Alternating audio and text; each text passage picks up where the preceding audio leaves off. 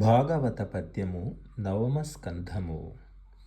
నాకు మేలుగోరు నా భక్తుడగువాడు భక్తజనులకేన పరమగతియు. భక్తుడెందు జనిన భరతెంతు వెనువెంట గోవు వెంట దగులు కోడె భంగి. నా భక్తుడైన వాడు నా క్షేమాన్ని కోరుతుంటాడు. భక్తులకు నేనే దిక్కు. గోవు వెంటబడే కోడెలాగా నేను భక్తుడు ఎటుపోతే అటు వెళ్ళుతాను.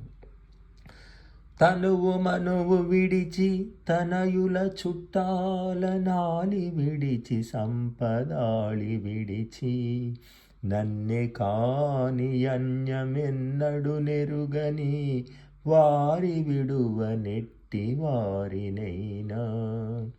అదీగాక తన దేహాన్ని జీవితాన్ని ఆలుబిడ్డలను చుట్టాలను సంపదలను వదలి నన్నే నమ్ముకున్నవారు ఎలాంటి వారైనా నేను వారిని వదిలిపెట్టను.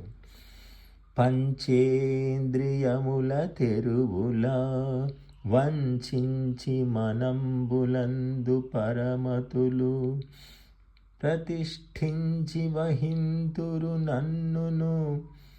మంచి వరుణ్ పుణ్యసతులు మరగిన భంగిన్.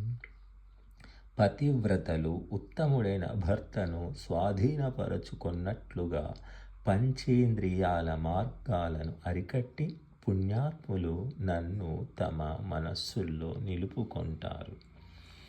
సాధుల హృదయము నాయది సాధుల హృదయంబు నేను జగముల నెల్లన్. సాధుల నేన ఎరుంగుదు సాధులెరుంగుదురు నాదు చరితము విప్ర.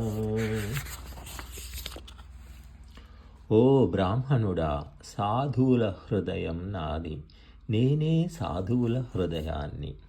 వాళ్లను నేనెరుగుదును, వాళ్లకు నా చరిత్ర తెలుసు.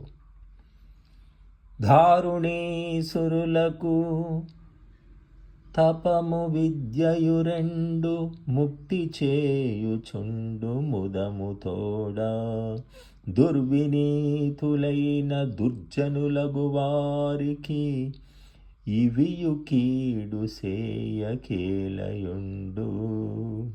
సద్బ్రాహ్మణులకు తపస్సు విద్య అని రెండూ ముక్తిని కలిగిస్తాయి.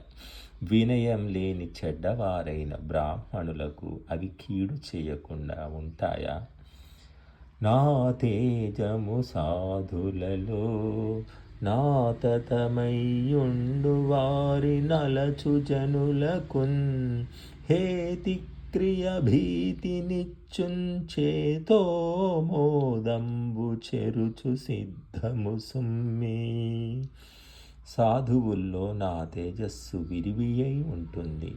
వాళ్లను కష్టపెట్టే వారికి అది ఆయుధంలాగా భయాన్ని కలిగిస్తుంది. అటువంటి వారి మనస్సులకు సంతోషం లేకుండా చేస్తుంది.